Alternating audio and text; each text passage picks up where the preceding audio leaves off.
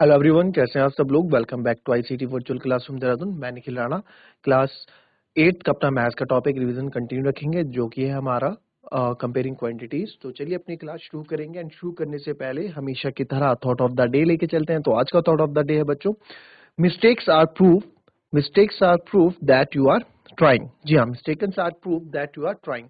Means mistakes इस चीज का प्रूफ देती हैं कि आप एटलीस्ट ट्राई तो कर रहे हैं। आपने हाथ खड़े तो नहीं किए। आपका ऐसा तो नहीं है कि भैया आपसे कोई क्वेश्चन देखा है, कोई काम आपको आपने हाथ खड़े कर दिए कि नहीं मेरे से नहीं होगा। एटलीस्ट आपने ट्राई किया। आपके आंसर्स गलत आ रहे हैं, नो वरीज। कम से कम इस चीज की आपको वहां पे पॉजिटिवनेस होना चाहिए आपके अंदर कि यार कम से कम मैंने ट्राई तो क्या। आंसर गलत आया कोई बात नहीं, ट्राई तो क्या। अब उस मिस्टेक में आपको ढूंढना है कि क्यों मिस्टेक हो रही है। क्या आप फॉर्मूला गलत लिख रहे हो, क्या आपकी कैलकुलेशन मिस्टेक हो रही है, या आप गलत कॉन्सेप्ट यूज कर रहे हो। तो ये एटलीस्ट ये करने से ही चीजें आती है, करने से ही चीजें समझ में आती हैं। आप हाथ खड़ा कर देंगे हर बार तो उसे आपको चीजें आपको करना संभव नहीं है। तो चलिए चलते हैं स्मार्ट बोर्ड की तरफ एंड करते हैं अपनी क्लास को शुरू। अभी हमने वैट और उस पे क्वेश्चन किए कल, है ना। तो लास्ट जो क्वेश्चन था आपको क्वेश्चन कराया गया लास्ट ये वाला, ठीक है, इस तरह के before the VAT was added. ठीक है, तो वैसे ही अब मैं कुछ क्वेश्चन आपके पास लेके आ रहा हूं। ठीक है, अब यही क्वेश्चन आपको बताना है। आपको दोनों मेथड मैंने बताए, आपको दोनों मेथड में से जो मेथड अच्छा लगे आप उस मेथड को अपनाइए और उस क्वेश्चन को कर डालिए। चलो,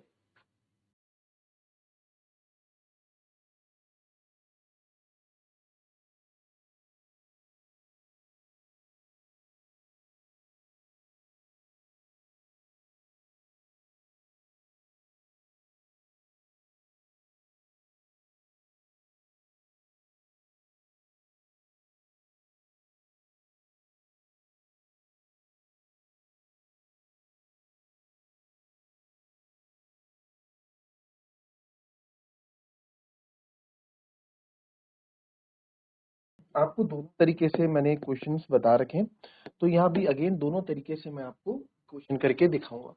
an article was purchased for 1239, जैसे कि हमने ये वाला क्वेश्चन किया था ना, ये मैंने आपको कॉस्ट कैसे कराया था, 100% वाला, जो हमने ओरिजिनल प्राइस 100% वाला कराया था, तो उसी को आपको यहाँ पे मैं बताऊंगा। An article was purchased for 1239 including GST of 18%।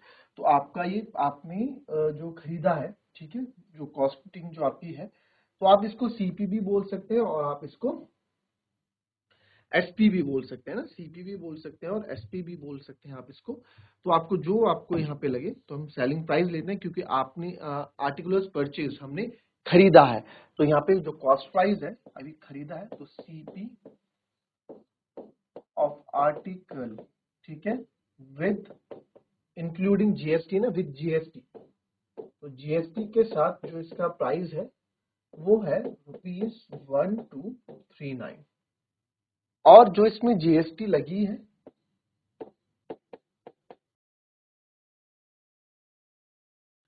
Find the price of the article before GST was added. GST लगने से पहले आर्टिकल का प्राइस बताओ। जैसे आर्टिकल था, ठीक है, कोई आर्टिकल है, इस पे कोई टैग लगा है, एमआरपी का या कोई टैग लगा है, ठीक है, ये कुछ रुपीस है।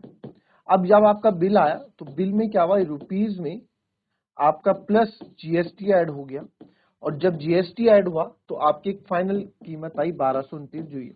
तो आपको बताने की रुपीस यहाँ पे था क्या, ये कितना रुपीस था एमआरपी से पहले। तो यानी कि ये इसकी ओरिजिनल प्राइस थी, ये इसकी अपने आप की ओरिजिनल प्राइस थी ना। यही तो बात होगी, ओरिजिनल मतलब अपने आप में 100% होगा, करेक्ट है ना। तो वही चीज हम हमेशा 100% वाला काम तो हम हमेशा ऐसे ही करते हैं, है ना। 100% वाली चीजें तो हम हमेशा इस तरीके से ही करते हैं। तो therefore let price before GST was added, या ओरिजिनल प्राइस भी आप उसको बोलते हैं, उसका ओरिजिनल थिंग, ओरिजिनल उसकी ओरिजिनल कीमत निकल के आई थी यार आगे से इतनी, तुमने जीएसटी लगाया। आगे से जो मैन्युफैक्चर था उसने बोला कि या दुकानदार पे इतनी कीमत थी, तो जीएसटी गवर्नमेंट के लिए लगाया, बट उसकी ओरिजिनल वैल्यू तो क्या थी, 100% थी। अब इसमें 18% लगने के बाद, ठीक है, तो price after GST was added, जब जीएसटी एडेड हो जाएगा तो प्राइस कितना हो जाएगा, 100 में 18 और जोड़ दो, भाई 100 में 100 में आप 18% और जोड़ दो तो कितना हो गया 118% की। सर इसकी ना परसेंटेज में तो इसकी कीमत इतनी हो जाएगी, परसेंटेज में कीमत है और रुपीज में इतनी है। ठीक है, बात एक ही है। जैसे कि आपको कभी हम देखा होगा, अपने बड़े बड़े बिजनेसमैन जो हैं वो बात करते हैं, या वो ऐसे नहीं बोलते कि मेरे को 1,30,35,00,000 का नुकसान हो गया, कोई भी बड़ी अमाउंट, वो परसेंटेज में बात करते हैं, यार I got a loss of 12%, 5%, 10% का लॉस हो गया, या इतने का परसेंटेज में बात करते हैं। हालांकि वो रुपीस की बात करें तो परसेंटेज को वो रुपीस को परसेंटेज में कन्वर्ट कर देते हैं, वैल्यू उनकी सेम रहती है। ठीक है, तो वही बात यहाँ पे देखो 118%, तो ये जो 118% जो है किसके बराबर है 1239 के बराबर। अब हमें तो 100% की वैल्यू चाहिए ना, तो 1% की वैल्यू क्या हो जाएगी बच्चों 1239 अपॉन 118। तो आपको तो सर 1% कितनी है, तो 100% की मुझे चाहिए 1239 अपॉन 118 इंटू 100। अब क्या देखो 118 लगता है कि ये इसकी टेबल से जाएगा, मुझे तो नहीं लगता। क्यों? क्योंकि सर 8 की टेबल में ऐसा कोई नंबर ही नहीं है जिसमें 9 आए लास्ट में। तो इसको हम डिवाइड कर लेते हैं डायरेक्ट, क्योंकि आपको नंबर्स तो दिखाने ही है। 118 से 123, तो 118 एक कम 118 118, 13 में से 8 गए 5, ठीक है, और ये 0 हो जाएगा। फिर आपका है 59। अब काफी बच्चे पॉइंट लगा देंगे, बट पॉइंट नहीं लगाना है अभी, अभी पॉइंट नहीं लगाते, क्योंकि नंबर पॉइंट तब लगाते हैं जब हमारे पास रिमाइंडर के बाद पॉइंट लगाते हैं। बट आपने देखा है यहाँ तो इसके बाद ये तो नंबर ही इससे छोटा पड़ रहा है, तो नंबर छोटे पड़ने के लिए एक जीरो लगाने के लिए पहले एक जीरो लगाएंगे, तो यहाँ जीरो उतरेगा। तो 118 118 वन जा 118 या 118, हाँ 118 जीरो जा। अब आप यहाँ जीरो लगाओगे तो 118 जीरो जा जीरो ही होगा, है ना। तो आप यहाँ आपको यहाँ जीरो लगाना तो जीरो ही होगा। अब आप आगे करोगे, अब हमें कोई नंबर, अभी 590 हो गया है तो 118, अब यहाँ हम पॉइंट लगाएंगे तो 118, ये मेरे को लग रहा है 5 टाइम अगर हम करते हैं, 5 8 जा 40, 5 1 5 9, 590, यस, तो 10.5 यहाँ पे दिख जाएगा आपको। तो ये 100% जो है 10.5 इंटू 100 हो जाएगा 10500.1, क्या तो यानी कि 100%, तो कितना आ गया 1050 रुपए। तो देयरफॉर प्राइस बिफोर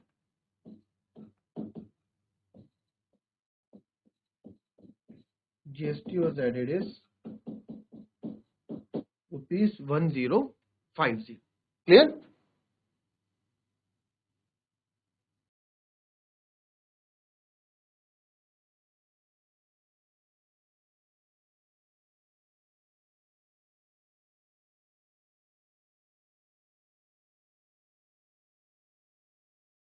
चलिए अब देखेंगे इसी को, फिर से हम देखते हैं यहाँ पे, ठीक है, उस वाले क्वेश्चन से। तो आपको कॉस्ट प्राइस दे रखी है, ठीक है, तो यहाँ पे कॉस्ट प्राइस परचेज आपने परचेज किया है, तो an article is purchase for ₹1239 including, तो सीपीएम को देखिए कॉस्ट प्राइस 1239, ठीक है, इंक्लूडिंग जीएसटी, ठीक है।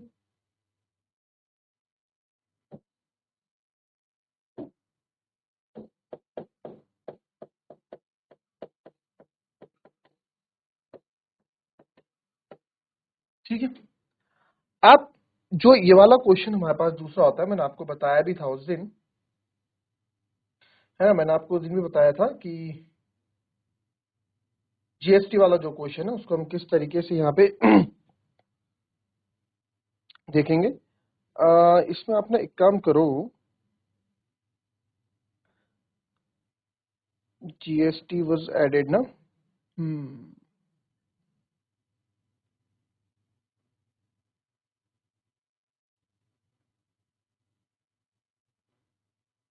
चलिए काम इसमें हम करते हैं कि इसको आप सेलिंग प्राइस ही मान लो, ठीक है, सेलिंग प्राइस इसलिए मान लो ताकि आप लोग समझने के लिए आसान हो ना। सीपी में क्या होता है, कॉस्ट प्राइस में क्या होता है, जितने के आर्टिकल की कॉस्ट होगी प्लस उसमें जीएसटी लग जाएगा।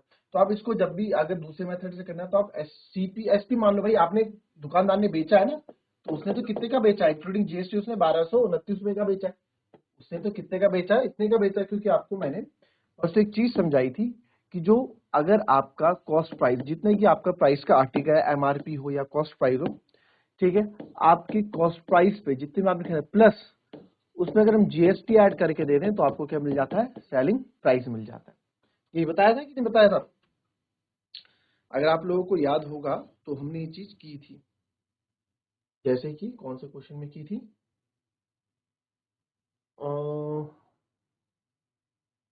ये देखो, हमने एसपी ऑफ कूलर आपको बताया था, प्राइस पे अगर आप टैक्स ऐड कर दो, कॉस्ट प्राइस से आप टैक्स ऐड कर दो तो आपको सेलिंग प्राइस मिल जाता है। तो वही कहानी हम यहाँ पे भी लेके चल रहे, प्राइस में अगर कॉस्ट प्राइस में या प्राइस में अगर हम टैक्स जीएसटी टैक्स और सेलिंग प्राइस बन जाता है। तो अब आप देखो उसी चीज को आप यहाँ लेंगे, ठीक है, आपने खरीदे इतने का है, आप बेच इतने का रहे, तो आपने खरीदा कितने का था, यानी कि उसकी कॉस्ट प्राइस क्या थी, ये हम समझ रहे हैं। तो आपने देखो लेट और जीएसटी जो इसमें है 18% है, तो let cost price be X rupees, cost price जो हमें जो निकालना पड़ता है, कॉस्ट प्राइस या price before added, let price before GST was added equals to X rupees, या जिसको आप है ना, प्राइस जीएसटी ऐड होने से पहले उसका प्राइस इतना था। अब आपने देखा जीएसटी कितना लगा है, जीएसटी प्राइस कितना हो जाएगा भाई, जीएसटी किस पे लगता है, कॉस्ट प्राइस पे लगता है, तो 18% किस पे लगेगा, एक्स पे लगेगा, तो 18% ऑफ सीपी या 18% ऑफ एक्स, जिसको आप बोलोगे 18/100 इंटू एक्स, तो इतना रुपीस क्या है आपका, ये लग गया, ठीक है। तो नाउ अगर आप प्राइस जो कि आपकी प्राइस है एक्स में आप प्लस करते हैं 18x/100, प्राइस में हमने जीएसटी का भी प्राइस ऐड कर दिया, तो आपको क्या मिल गया, आपको फाइनल प्राइस मिल गई जो कि है 1239। आप यहाँ से 100 कॉमन ले लेंगे, तो यहाँ बच जाएगा 100x plus 18x equals to 1239। तो 100x plus 18x is 118x upon 100 equals to 1239। हम एक्स को अकेला रखेंगे, 1239 इंटू 100 और 118 मल्टीप्लाई में नीचे आके मल्टीप्लाई में आ जाएगा। तो बस इसको जो आप सॉल्व करोगे तो एक्स की वैल्यू आपको वही देखने को मिलेगी जो आपकी इससे पहले सेम कंडीशन बन गई ना, 1239 इंटू 100 अपॉन 118, आप देख सकते हैं वही चीज आपके यहाँ बनी। तो आंसर आपका वही आएगा जो उससे पहले आया। क्लियर, कॉपी कर लेंगे इसको।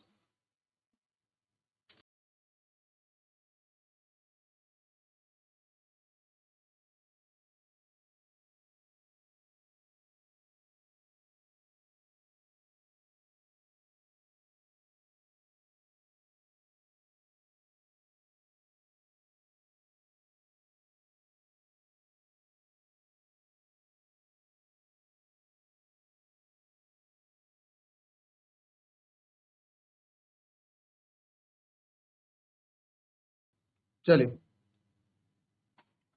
नेक्स्ट क्वेश्चन देखते हैं। तो हमने कर दिया है, ये भी इजी क्वेश्चन है, इसको देखो करो।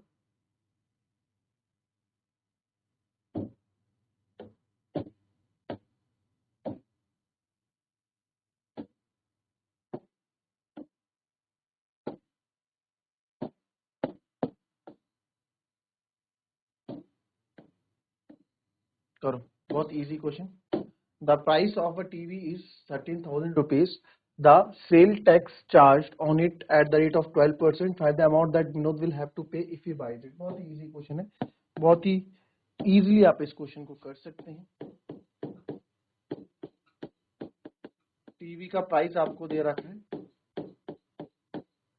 13,000 रुपीज, सेल टैक्स जो उसमें चार्ज हो रहा है, यानी टैक्स जो उसमें चार्ज हो रहा है वो हो रहा है 12%। तो बताओ उसको विनोद को कितना पैसा देना पड़ेगा जब वो इसको बिल करेगा। तो बस आप टैक्स अमाउंट निकालो, टैक्स किस पे लगता है, प्राइस पे या सीपी पे। तो 13,000 पे आपका 12% टैक्स लग जाएगा, जिसमें आप देख पा रहे हैं कि आपके 2 से 2 जीरो कट जाएंगे। फिर हमारा यहाँ बचेगा 13 2 जा 26, 2 कैरी 13 1 जा 13, 1560 रुपीज। तो 1560 रुपये टैक्स अमाउंट है। तो देयरफॉर जो बिल अमाउंट होगा वो कितना होगा? 13,000 प्लस 1560, तो ये 13 और 14,000, तो 14,560 रुपीज का उसका बिल अमाउंट होगा। इजी ये क्वेश्चन था।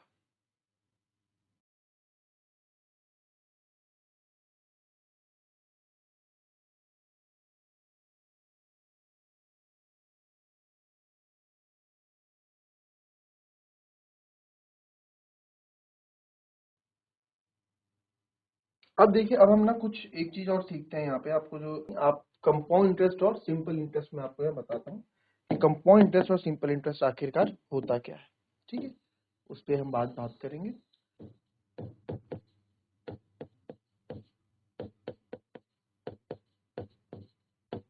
सिंपल इंटरेस्ट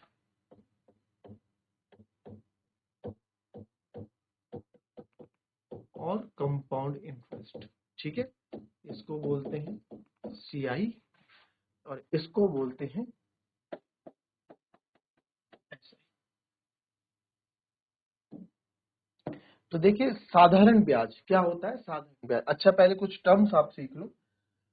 हमने जो पैसा जो हम उधार लेते हैं, उसको बोलते हैं प्रिंसिपल अमाउंट। क्या बोलते हैं? प्रिंसिपल।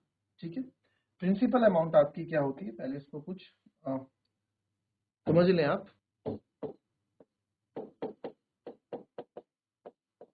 प्रिंसिपल मतलब उधार जो आप लेते हैं या देते हैं। उधार वर्ड है, आपने उधार दिया या आपने उधार लिया, प्रिंसिपल हो गया। फिर रेट ऑफ इंटरेस्ट,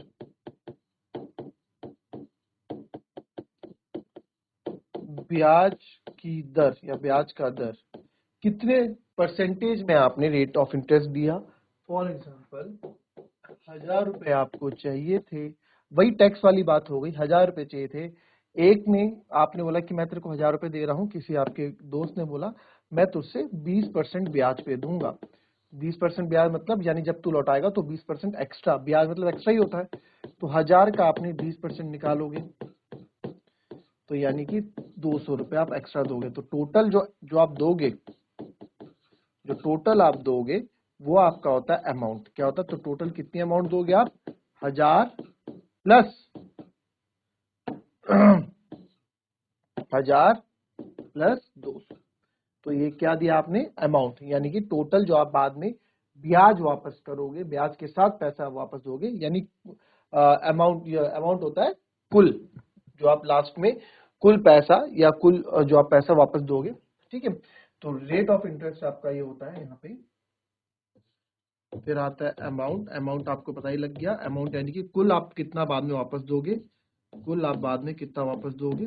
ठीक है, कुल पैसा कितना आपने लिया है, अमाउंट। ठीक है, रकम जिसको आप बोलते हैं, कितनी रकम आप दोगे, अमाउंट कुल। तो इसमें क्या हो जाएगा, इसका फॉर्मूला आप देख ही पा रहे हो कि जितना आपने पैसा लिया उधार, प्रिंसिपल प्लस आपको इंटरेस्ट भी उसमें जोड़ के देना पड़ता है। तो आपका जितना आपने उधार लिया और उस पर आप ब्याज दोगे तो वो आपका क्या होता है, अमाउंट हो जाता है। ठीक है, कुछ टर्मिनोलॉजीज है इससे रिलेटेड जो आपको पता होनी चाहिए।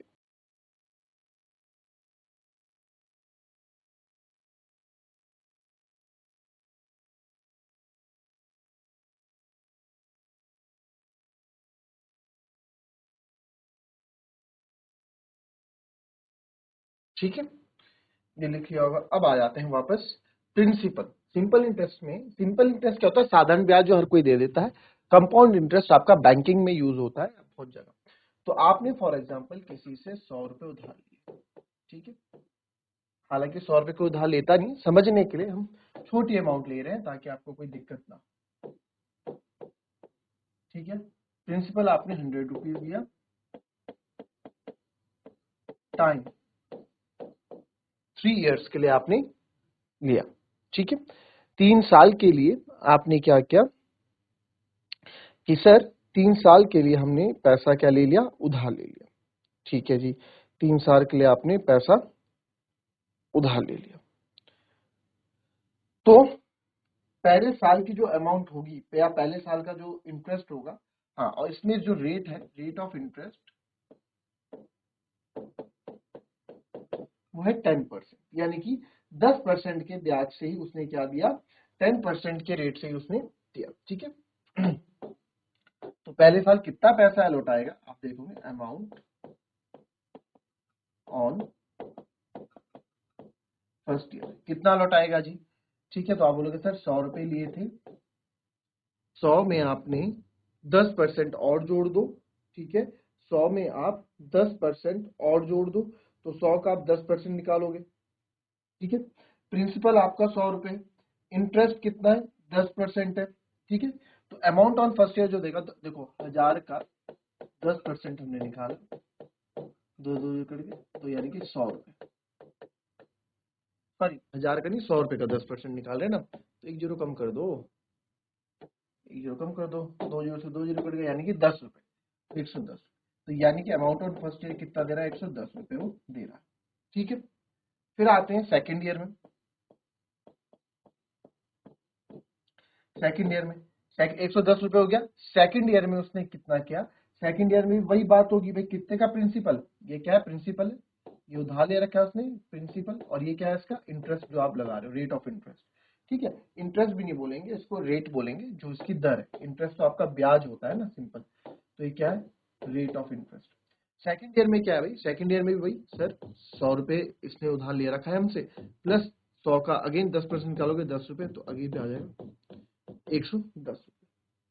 ठीक है, फिर हम आते हैं थर्ड ईयर में। तो हाँ, अब इसमें आप देखो, हाँ, इस सेकंड ईयर में अमाउंट कितनी हो जाएगी भाई, सेकंड ईयर में जो अमाउंट है, ये आप ऐसे समझो, सेकंड ईयर की अमाउंट, सेकंड ईयर जो बैंक, सेकंड ईयर तक कितना पैसा हो जाएगा इस पे, 110 पिछली बार का था, और 110 है ना, 110 आपका पिछली बार का था,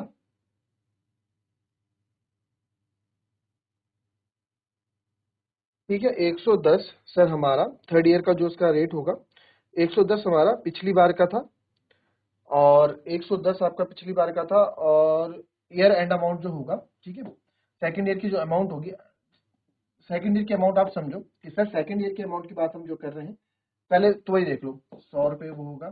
ठीक है, प्रिंसिपल और इंटरेस्ट लगा 10% का, तो आपका आ गया 110 रुपए। बट सेकेंड ईयर की एंड अमाउंट की हम बात कर रहे हैं,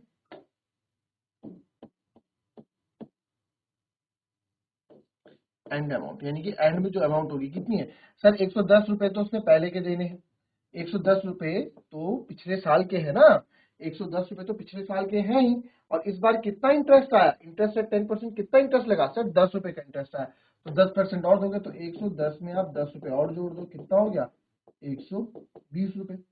फिर थर्ड ईयर में आ जाओ, तीसरे साल में वही प्रिंसिपल, वही आपका 100 रुपए, 100 रुपए पे आपको जो इंटरेस्ट लगेगा, रेट कितना है, 10% ही है, तो जो आपको जिसमें ब्याज लगा इंटरेस्ट, वो कितना लगा, 10 रुपए, आपने 100 का 10% निकाला, 10 रुपए, तो देयरफॉर तो जो आपका अमाउंट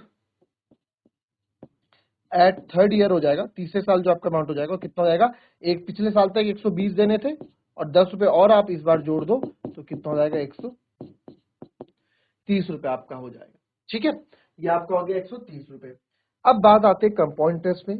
कंपाउंड टेस्ट में सेम कंडीशन आपकी यही रहेगी, प्रिंसिपल आपका है 100 रुपए, रेट है आपका 10%, और टाइम है आपका 3 ईयर, करेक्ट, यही सब चीजें आपकी हैं।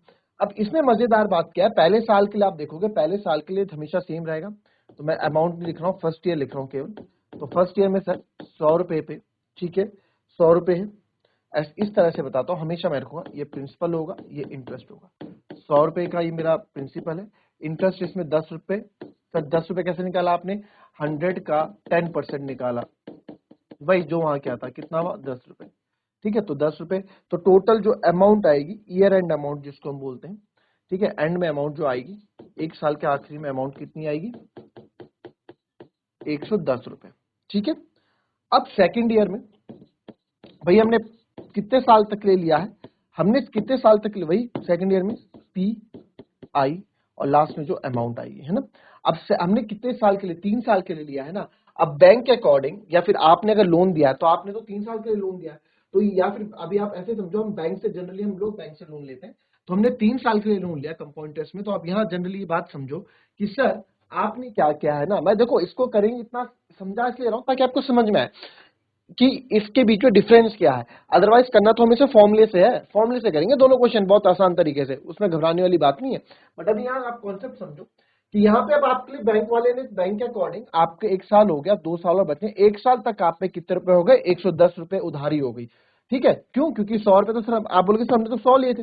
अरे 100 लिए थे पर 10% ब्याज भी तो है, ठीक है, तो वो भी तो जुड़ेगा। तो 110 रुपए की उधारी, ये भी आपने 110 रुपए दिए तो नहीं ना उनको वापस। तो उनके अकॉर्डिंग, बैंक के अकॉर्डिंग तो आपके पास, उनके आप बैंक के अकॉर्डिंग आपके पास, यानी कि हमारे पास 110 रुपए है ना उनके बैंक वालों के, तो 110 रुपए, तो 110 पे आप इंटरेस्ट लगाओगे 10%। तो जब हम 110 रुपए पे 10% इंटरेस्ट लगाएंगे, 110 रुपए का 10% आप देखोगे तो 1 जीरो से 1 जीरो कट गया, यानी 11 रुपए, 11 रुपए का, तो 110 और 11 आपका हो जाता है 121 रुपए। ठीक है, अब यहाँ पे क्या डिफरेंस है कि सर यहाँ पे ना आपकी चीजें आगे बढ़ती हैं। यहाँ पे जो हमारा इंटरेस्ट होता है, यहाँ पे जो हमारा अमाउंट होता है, वो आपका अगले साल का प्रिंसिपल बन जाता है। ठीक है, ये बात याद रखना। फिर आती है आपकी third year principal interest amount. ठीक है, प्रिंसिपल इंटरेस्ट एंड अमाउंट। तो प्रिंसिपल इंटरेस्ट एंड अमाउंट में आप देखेंगे वही प्रिंसिपल कितना है सर, 121 रुपए। 121 का 10% में निकालूंगा, तो 121 का 10% आप निकालेंगे तो 2 1 जीरो से 1 जीरो कट गया, तो 12.1, तो ये आएगा या आप जब इसको आप करोगे तो 12 1 3 133.10। तो आप देखोगे आखिरी 30 जब आपका लोन खत्म होगा 3 साल में, तो आपको 100 रुपए की जगह कितने देने पड़ेंगे, 133.10 रुपए। और यहाँ पे आप देख रहे हो, यहाँ पे आपको 100 सिंपल इंटरेस्ट में आपसे 130 रुपए दे रहे हैं। तो सिंपल इंटरेस्ट बहुत साधारण ब्याज होता है जो कि बैंक नहीं देता है। बैंक हमेशा कंपाउंड इंटरेस्ट लगाता है बच्चों। चाहे आप बैंक में पैसा जमा करो वो भी कंपाउंड इंटरेस्ट होता है, आप चाहे बैंक से पैसा लो तो वो भी आपको कंपाउंड इंटरेस्ट में ही पे करना होता है। तो इसमें और इसमें फर्क क्या है, इसमें और इसमें फर्क आपका ये दिखा में कि आप पहले तो देखो दोनों का अमाउंट फर्स्ट ईयर का तो सेम रहेगा, फर्स्ट ईयर का अमाउंट तो दोनों का सेम रहेगा। अब इसमें क्या है, इसमें जो प्रिंसिपल है ना, इसमें आप एक चीज समझना, इसमें आप एक समझ, जो प्रिंसिपल इंटरेस्ट और अमाउंट, इसका प्रिंसिपल कितना है सर, प्रिंसिपल तो इसका कितना है सर, 100 ही रुपए है। ठीक है, वही रहेगा प्रिंसिपल, और 10% तो इसका 10 रुपए ही आएगा। तो अमाउंट कितना आएगा, 110 ये हो गया।